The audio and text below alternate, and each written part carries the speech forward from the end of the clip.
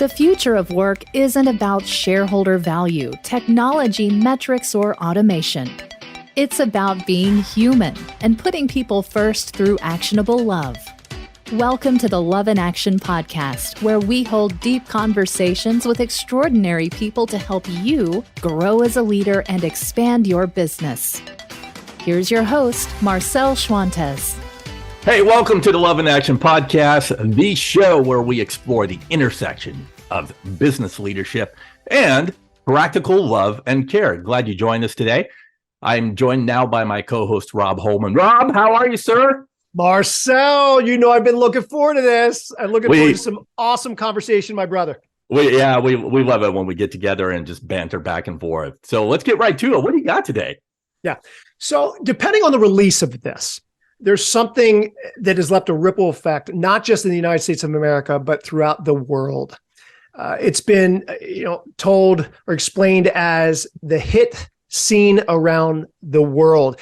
It has to do with Damar Hamlin, the safety for the Buffalo Bills in the National Football League, or NFL, who made a tackle, a pretty routine tackle, and after making the tackle, stood up, kind of did a brief clap, and then all of a sudden collapsed backwards, went right back. And if people are watching that NFL game, which happened to be on a Monday night football game around 8:30 p.m. Eastern time, nationally televised game, quickly people started to either they saw it live or they started to hear about it through social media outlets very quickly, and knew that this was a different kind of a hit, to where Damar was not carted off within a matter of minutes, but remained on the field, and they had to issue CPR very quickly.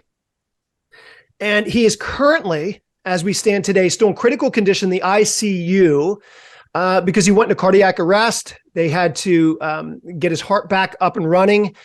He is now sedated, and he's strengthening with every day, as I'm told with different sources, et cetera, and we're praying and hoping for him to be fully healed and recovered. The reason why I bring this up, Marcel, which is not a surprise to you, but might be a surprise to those listening in. This hit heard and seen around the world, how quickly the players on the field, those in the media, and those that, were seeing this, started to believe in something larger than themselves. Quickly, the players that were completely shocked started in time, just minutes as they passed, as he was not moving, their fellow teammate, player, et cetera, started joining hands with tears and started to kneel on the field, and they started to pray together, regardless of their religious or spiritual beliefs, mind you. Right. But it was this sense, and they weren't alone, the players on the field, the coaching staff, but the media and those that watched on their television quickly went into believing in something or someone much larger than themselves for help, for healing, for guidance, for strength.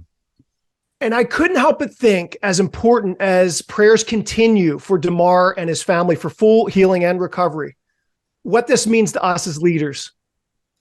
Regardless of anyone listening, your religious or spiritual beliefs, do you believe in something larger than yourself? And what effect, in a positive way, does this have?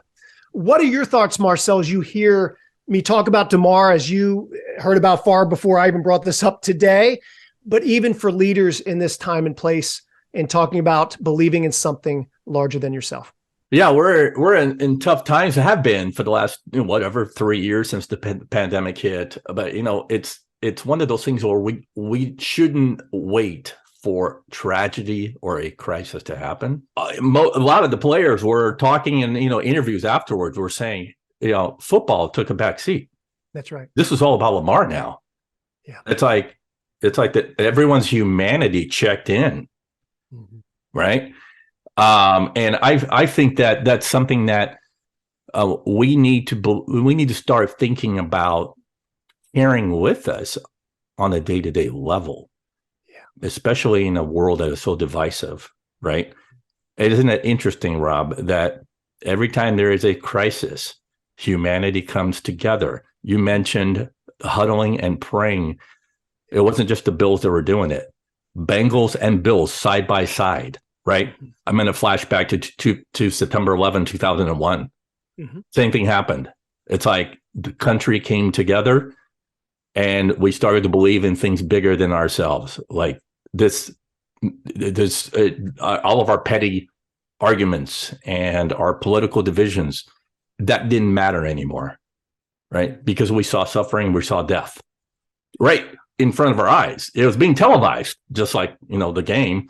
And I think that raised our consciousness, our collective conscious to understand that there's something deep down inside us in our heart of hearts that kind of raises our capacity to want to care and want to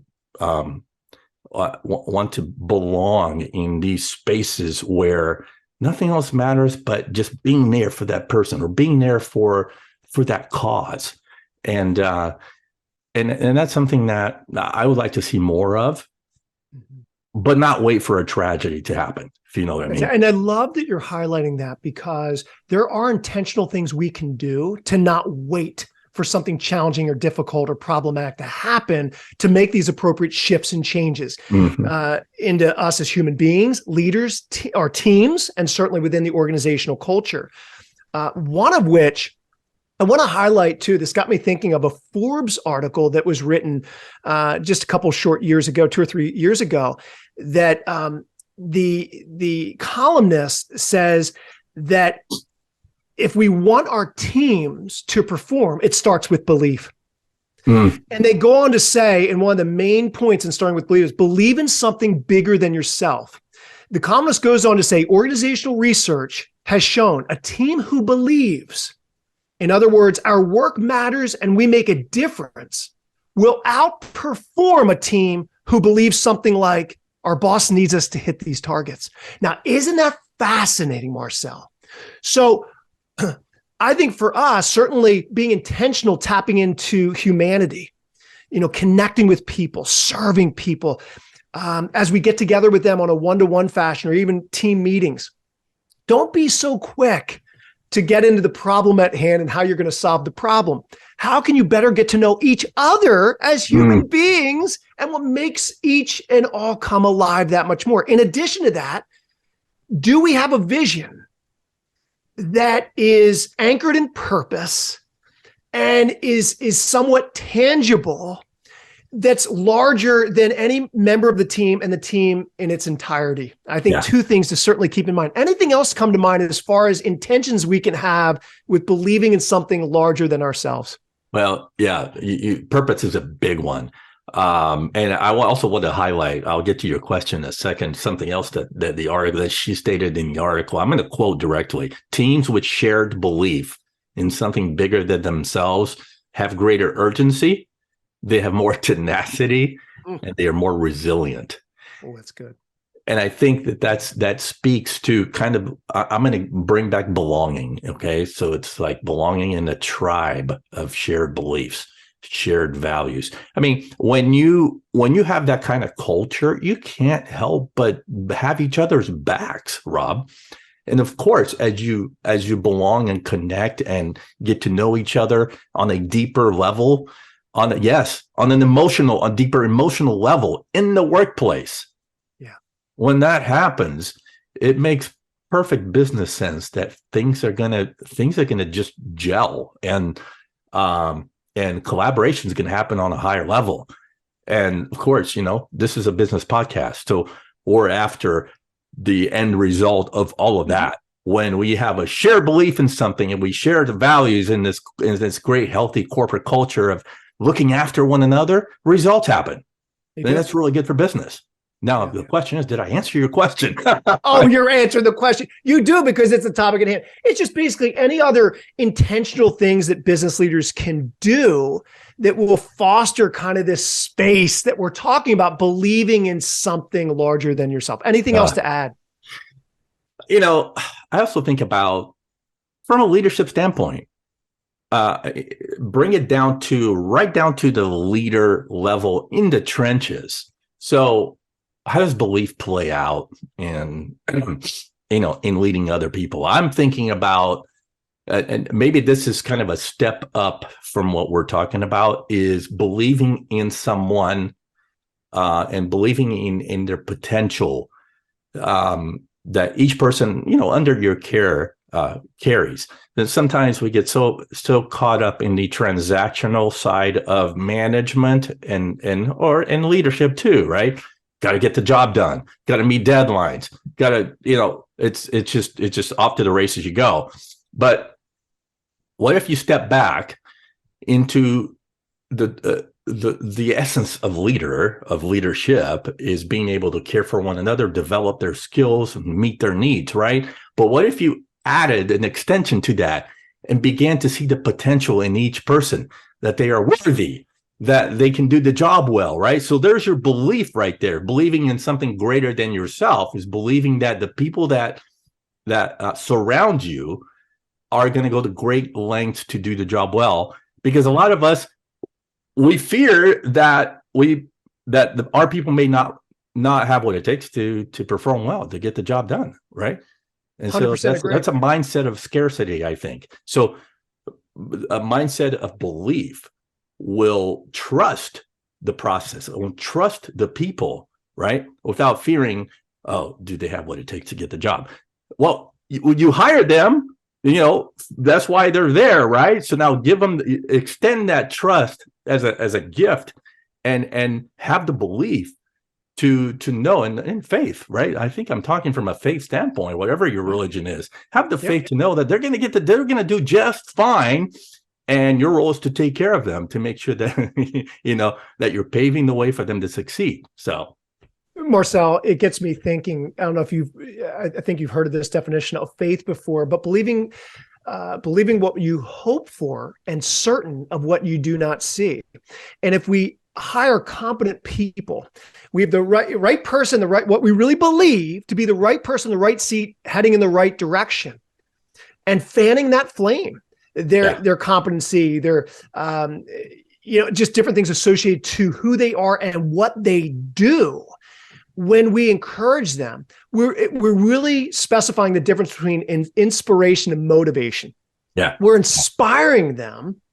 And when we inspire and we're fanning that flame into action, that's going to further what's already there. It's going to, ignite what's already there, as opposed to when we're motivating someone, more of exterior things, kind of the slap on the wrist, a little bit more of the carrot and stick methods of leadership and management. Those only go so far. Yeah. But based on what you shared, when we can intentionally, number one, believe in them enough to let them do their job and do it well, but then come alongside to say, I'm here for you, to serve you. Exactly. To fan that flame. Can you only imagine what that inspirational place? It's going to compel them to move and produce in ways we never even thought we could ever ask or think. Yeah, and because, Rob, when you do all of that, it builds them up. And it builds them up, and they feel encouraged and empowered by you. And this habit of speaking belief into them that they're good and worthy and they're going to do just fine has an immense effect on their well-being, Rob, and then in their sense of self-worth. I mean, and of course, none of that can happen. It's not a flip of the switch. I mean, it takes relationships. It takes a level of trust involved. So you have to get to know your people, of course, right? So more studies are coming out saying that if you trust and believe in your people first, right, without them having to earn that trust, like if you just extend that trust as a gift and just believe in them, in return, the studies are saying they reciprocate by believing in you as a leader. And so they're going to give you their best work. And of course, you're going to see significant business results from that. Amen. Love it. Microphone drop. All right, let's move on. It's time for Mailbag. That's right. This is where you get to send in your questions. And here's one, Rob. John from Rhode Island writes, Marcel and Rob, I'm new to the job as a manager in a new role with a new company. I start next week. It's a small company, and I want to hit the ground running fast with my direct reports. What's the best approach to connecting with them that first week? I'll tell you, Marcel, great question by John. John, yeah. Take a deep breath. spend that first week asking more questions than trying to give answers. Yeah. The more that you can enter into a new week, a new season within business, even though you have a lot to offer, certainly that's why they hired you. That's why they brought you on board. If you can remain a bit more of an intentional student the first week by asking some very specific questions, I'm talking about getting to know the team members personally, but also professionally. You're going to be better for it, team members and the company as a whole. So that's, in short, Marcel, I would encourage you, John, to take it easy, take a deep breath, and ask some wonderful questions. I love it. I love it. I'm gonna piggyback on that and be even more specific to what kind of questions you can ask. So, because obviously, if you're a new manager, you want to take your people out to lunch. I remember my bosses, always first week or first day, the first thing they do is they'll take you to a lunch, but then they drop off the radar. You might not see them again for 3 weeks. So I'm like, it's just a formality, right? It meant nothing. It's just their way of kind of like, okay, it's almost like the boss has to do this because it's part of his whatever, his job description. So I would say, John, yes, go ahead and schedule those one-on-ones. You don't have to take them to a restaurant. Just be there for them that first week. Schedule one-on-ones really to understand who they are. And I would ask specific questions to Rob's point. And 3 that I would ask would be these. 1 is, what are your strengths? Because then that speaks to what they can do, not only on the job, but you might discover strengths that they have that may not even be on their resume, on the job description, that you can utilize for other things, for other tasks, other projects, right? So get to know what their strengths are. And number 2, as you get to learn and about them, ask them, what are your interests?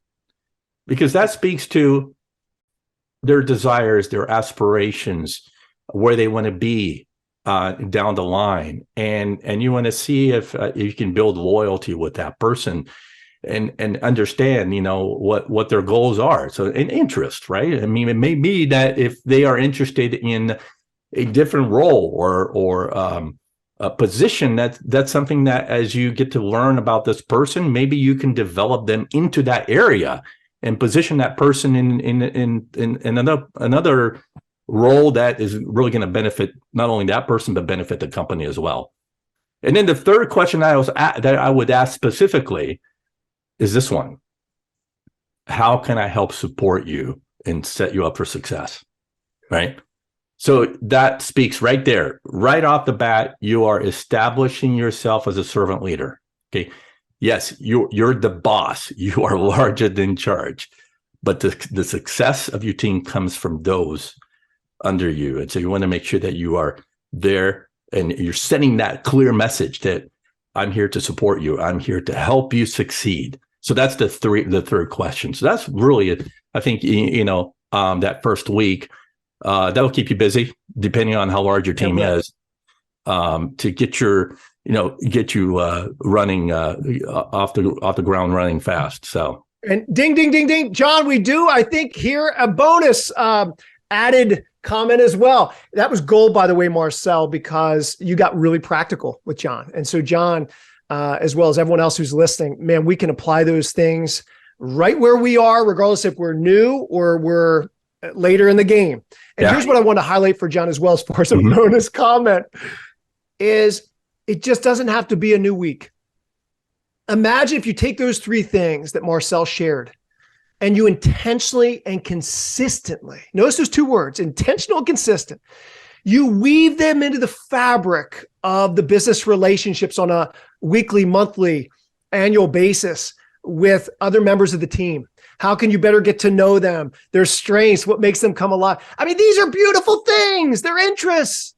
It doesn't have to stop after week 1. I think that can launch you into a great place, but you want to continue in launch phase. Whether you're a week in, a month in, or 10 years in, there's always things that we can take with us to better connect with those around us. So Marcel, thank you for that. And I thought that could also be an added bonus to the conversation. Yeah. All right. If you want to send in your questions to our mailbag segment, you can do that just by going to my website, marcelschwantes.com. Click on Love and Action Podcast. And the latest episode, you'll find a link to it. Just send us your question and we will read it on the air. He is Rob Holman. And Rob, how can people get a hold of you?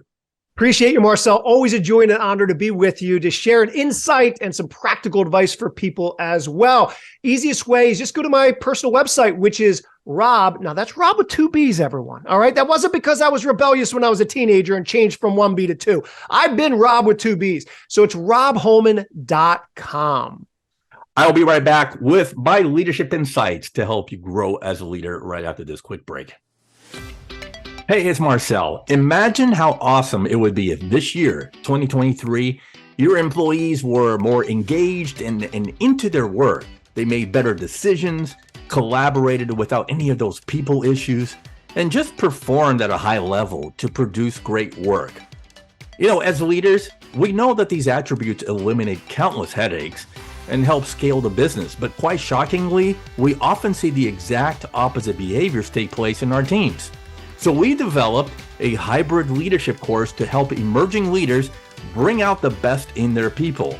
So together with your management team, we're going to help you identify the leadership skills that will result in high performance in yourself and in your employees. We're going to identify what it takes to inspire, motivate, and engage human beings to do their best work. We're going to teach you the leadership habits that will attract A players to come work for your organization. You're going to learn how to overcome the #1 obstacle to clear communication. And you'll discover your personality strengths and blind spots and how to overcome those blind spots to help improve your work relationships. If you want to learn more about this unique leadership course, visit my website, marcelschwantes.com, and click on training. Okay, so I'm continuing my series on giving you a sneak peek of chapters of my first book, which is in development. And last time we covered the leadership principle of patience, which is coming up in the research now as a key strength of good leaders. Yes, patience. So refer to episode 169 if you want to get that sneak preview. Today, I want to talk to you about chapter 3 of my book. In that chapter, I cover another key strength of really effective leaders. So if you're a longtime listener of my show, or if you follow me on social media, you're not going to be surprised or put off by this. The evidence backs it up. It's kindness. Yeah, kindness. Such a fuzzy word, isn't it? But consider the impact that a culture of kindness has on a whole workforce. Now, a study that I have referenced in the past, and I'm going to be talking about this study in my book, was conducted by the University of California at Coca-Cola's Madrid site, all the way over in Spain. If anyone's listening in Spain, shout out. Researchers there found that people at work who were the receivers of kindness reported experiencing 10 times more pro-social behaviors than the control group.